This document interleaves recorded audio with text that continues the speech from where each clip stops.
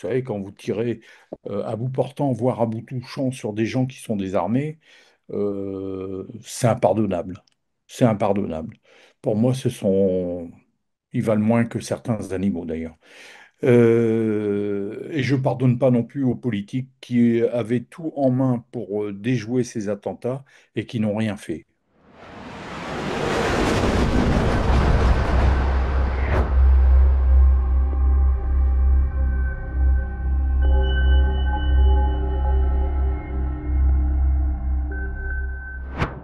Bonjour à tous et bienvenue dans ce nouveau grand entretien. Aujourd'hui, jour un peu spécial puisque je reçois Patrick Jardin, père de Nathalie, une des victimes du Bataclan, et aussi auteur de Pas devant les caméras. Bonjour Patrick Jardin. Bonjour. Alors Patrick Jardin, 10 ans que votre fille a disparu. Est-ce que vous arrivez à en parler? De ma fille, oui.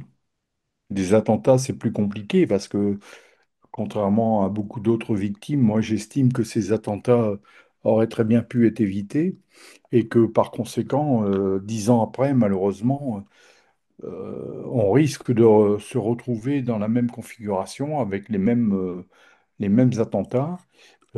Force est de constater que le principal accusé des attentats de Paris vient d'être mis en examen parce que il se balade avec une clé USB dans lequel apparemment il projette de refaire des attentats sur Paris, ce qui me fait dire que ça peut arriver à n'importe quel autre moment.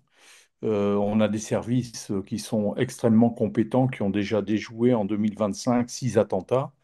Mais un jour ou l'autre, parce que personne n'est infaillible, il y aura un trou dans la raquette et ça recommencera. Est-ce que vous pardonnez à ceux qui vous ont pris votre fille? Jamais. Ni à ces étrons islamistes qui ont commis ce qu'ils ont commis, c'est-à-dire des actes absolument impardonnables. Vous savez, quand vous tirez à bout portant, voire à bout touchant sur des gens qui sont désarmés, c'est impardonnable. C'est impardonnable. Pour moi, ils valent moins que certains animaux d'ailleurs. Et je pardonne pas non plus aux politiques qui avaient tout en main pour déjouer ces attentats et qui n'ont rien fait.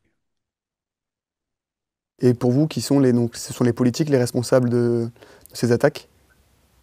Les politiques ne sont pas les responsables, mais les politiques nous doivent la sécurité de par la Constitution. Et force est de constater qu'ils sont bien incapables de nous amener la sécurité à laquelle chaque citoyen français a droit. Et vous savez, quand vous entendez à la fois l'ancien président de la République et l'ancien ministre de l'Intérieur lors de la mascarade du siècle présidée par le président Jean-Louis Périès, qui nous ont déclaré tout de go et sans aucune honte, on savait qu'il allait y avoir un attentat, mais on n'a rien fait. Bon, c'est quand même un véritable scandale. Quand vous avez perdu votre fille dans ces conditions-là, je peux vous dire que votre sang, il fait qu'un tour. Et qu'est-ce qui vous fait tenir en tant que père d'une victime?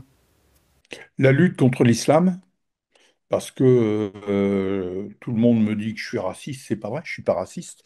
L'islam n'a jamais été une race. L'islam est une secte mortifère. Alors je sais qu'il y a des musulmans en France qui se tiennent bien, qui travaillent, qui payent leurs impôts, qui vivent selon nos mœurs et nos coutumes, et ces gens-là, ils ont toute leur place à nos côtés. Par contre, moi, ce qui me chagrine, c'est que ces gens-là, jamais ne se manifestent lorsque leurs coreligionnaires commettent des actes épouvantables comme ceux du Bataclan, comme ceux de Nice, comme ceux du Thalys, comme ceux de Charlie Hebdo et tout ce qu'on a pu connaître, quoi. Nous sommes dans la période des commémorations des attentats du 13 novembre, les 10 ans. Comment vous appréhendez, vous, cette période? Bah, je ne l'appréhende pas, je la vis malheureusement comme chaque année. Je ne me rendrai absolument pas aux cérémonies officielles pour la bonne et simple raison, c'est que c'est une mascarade. Ces gens-là n'en ont rien à foutre. Ils s'en fichent complètement. La preuve en est, c'est que je me souviens d'une année où Ils sont venus devant le Bataclan, ils ont déposé deux gerbes et après ils sont allés sous un chapiteau boulevard Voltaire qui avait été érigé pour manger des petits fours et boire du champagne. Moi, je suis désolé, mais ce jour-là, j'ai pas envie de boire du champagne. Je m'excuse, moi, ma fille est partie ce jour-là. J'ai vraiment pas envie de boire du champagne ce jour-là. Donc, ils en ont rien à faire, vous savez. Euh, pour vous donner une anecdote, lorsque j'étais dans la cellule de crise et que je cherchais après ma fille, j'ai été approché par un type qui s'appelle Monsieur Todeschini. À l'époque, ce type-là était secrétaire d'État aux anciens combattants. Et comme je faisais un peu de barouf, il est venu me voir, il dit, mais Monsieur Jardin, calmez-vous, de toute façon, vous serez indemnisé. Je lui dis, mais vous avez fait des études, vous, pour me dire de telles conneries, parce que moi, c'est pas une indemnité que je voulais, c'était qu'on me rende ma fille, quoi. Et donc, c'est pour vous dire à quel point ils s'en foutent. Quand j'ai interpellé le Premier ministre sur le quai de la gare de la gare du Nord à Paris, la seule chose qu'il n'importait, c'était que je ne fasse pas un scandale devant les caméras de télévision. La preuve, c'est que ces paroles ont été Monsieur, pas devant les caméras. Voilà, c'est tout. Mais sinon, il y a des numéros. Ce qui les intéresse, c'est leurs élections, c'est tout. Que pensez-vous des slogans du type Vous n'aurez pas ma haine qu'on a entendu de long en large et en travers? Ouais, oh, ben, si vous faites allusion aux propos d'Antoine Léry, bon, ben, je laisse à son auteur la responsabilité de ses propos. Bon, alors, je peux vous dire que lui, enfin, il a eu la chance de perdre son épouse et moi, j'ai perdu ma fille, ce qui est complètement différent. Moi, j'ai perdu mon épouse des suites d'une longue maladie avant de perdre ma fille. Et pourtant, j'adorais mon épouse, mais je peux vous dire que perdre sa fille et perdre son épouse, c'est complètement différent. Bon, il n'a pas de haine, ben, un grand bien lui fasse. Si ça lui permet d'évoluer, pourquoi pas, hein, je m'en fous. Ce qui me choque plus, par contre, c'est un type comme Georges Saline qui, lui, écrit un livre à quatre mains avec le père de l'assassin de sa fille. Ça, je peux pas comprendre. C'est ce qui me choque aussi, c'est les gens qui sont allés boire un verre avec les djihadistes qui étaient libérables au soir de la fin du procès du siècle. Ils sont allés au café qui est en face du palais de justice boire un verre avec les djihadistes. Je peux pas comprendre. Je ne peux pas comprendre ça. Vous avez parlé du traitement par les politiques. Que pensez-vous du traitement par les Français en eux-mêmes? Est-ce que vous le trouvez juste? Est-ce que vous le trouvez assez fort? Bon, en grande majorité, vous savez, les Français me soutiennent et je les en remercie d'ailleurs.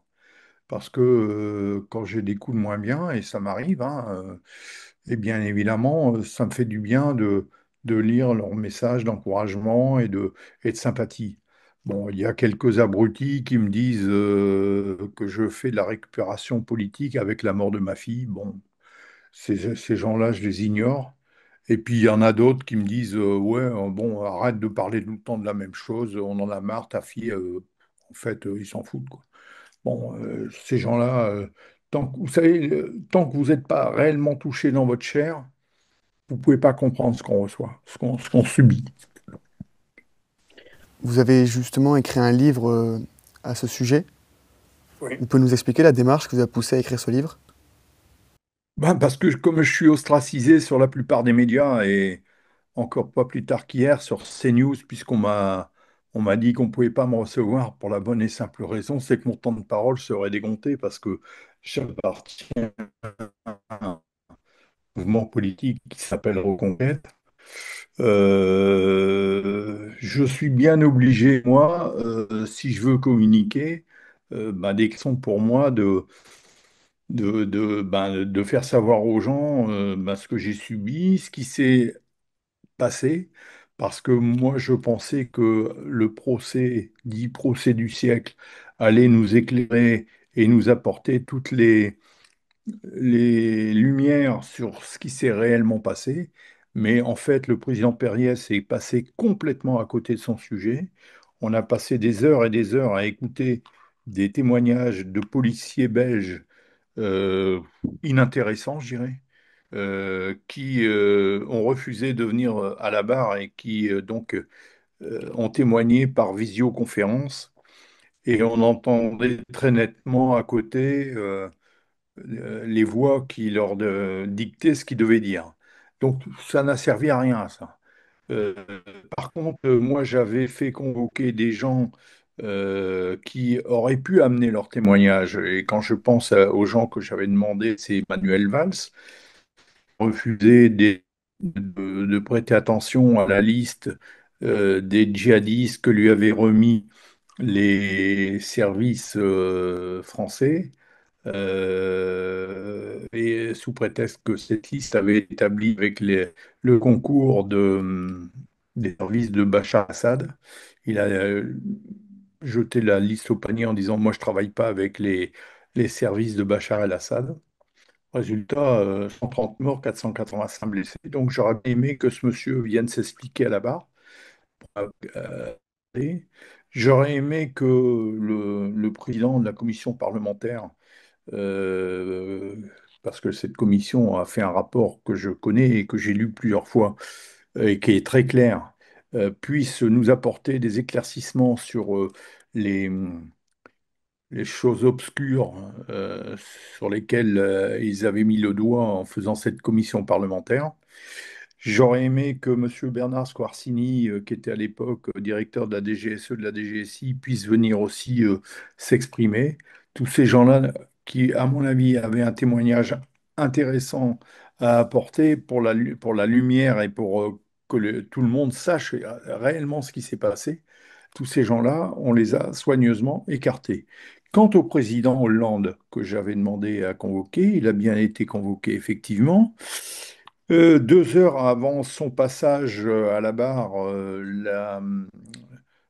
les partis islamistes se sont opposés à son passage et donc la Cour s'est réunie et finalement ils ont décidé qu'effectivement il allait passer mais on n'aurait pas le droit de lui poser de questions, ce qui fait que ça n'a servi à rien, quoi.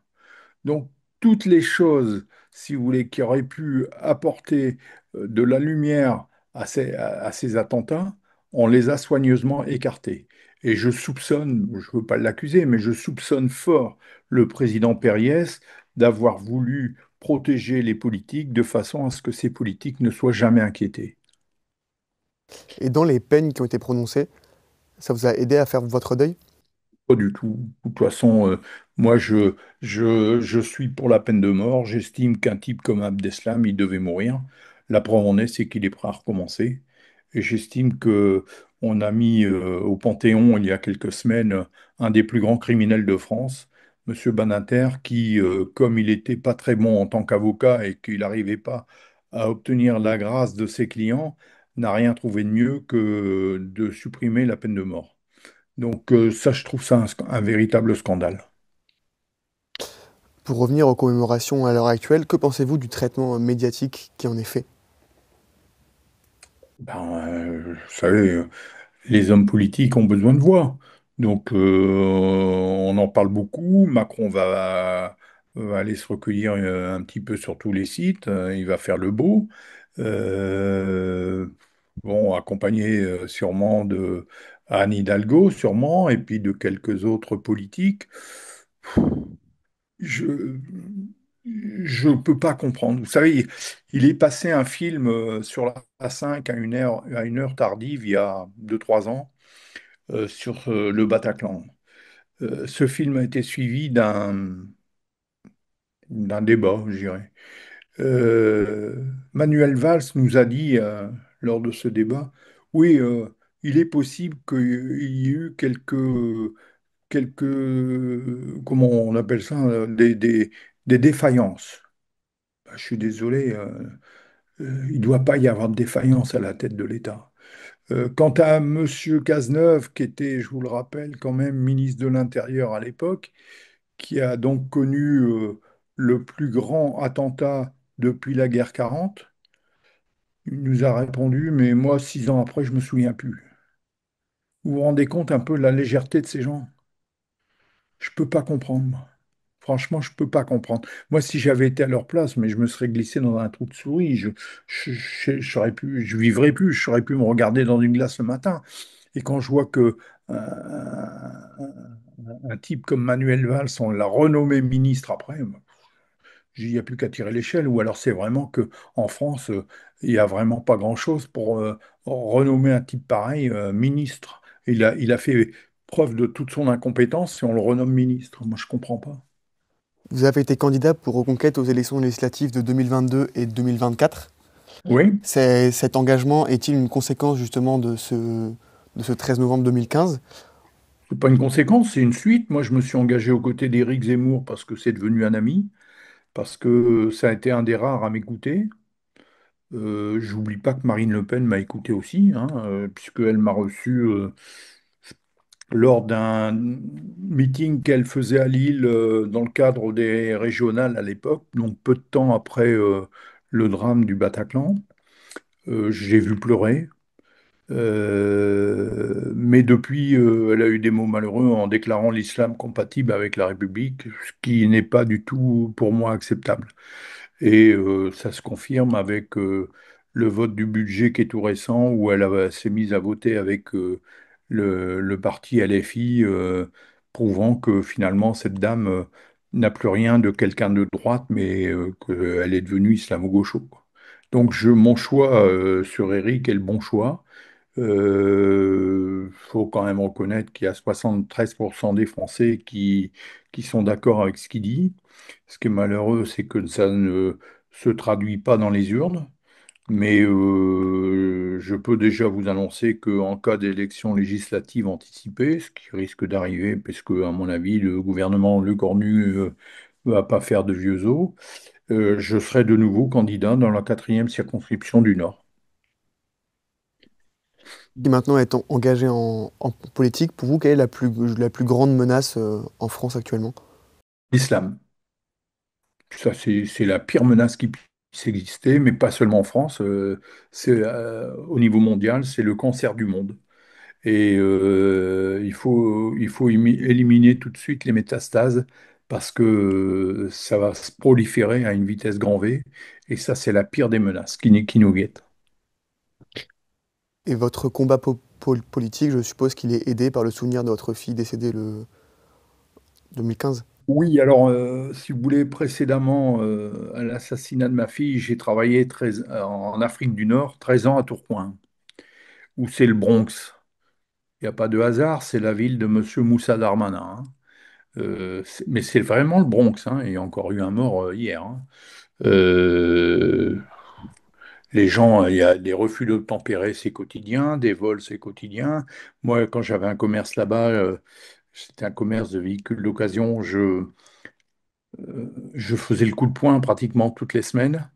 Et lorsque je partais en vacances, j'étais obligé d'enlever les roues de mes voitures pour les porter dans mon garage personnel, dans mon habitation, pour éviter qu'on me pique les voitures pendant que j'étais en vacances.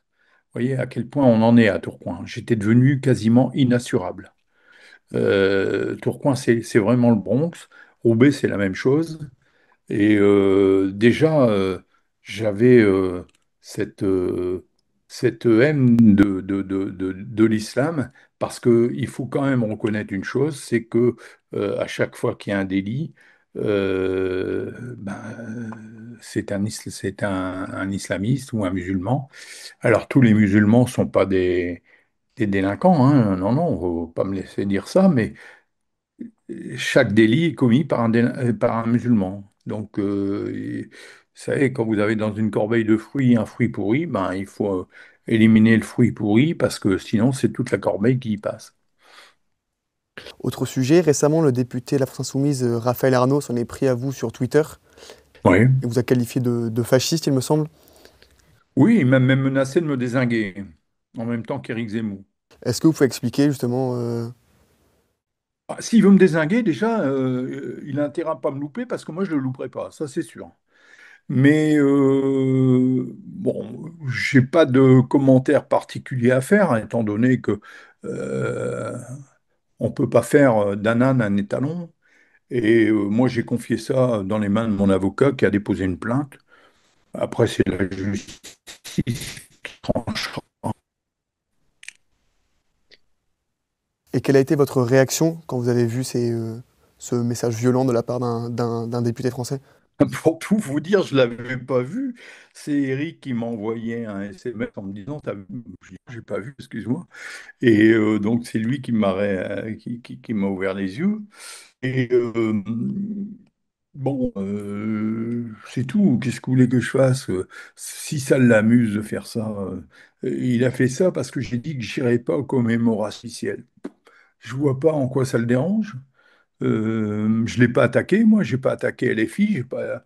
C'était pas un message politique, c'était le message d'un papa endeuillé suite au massacre du Bataclan.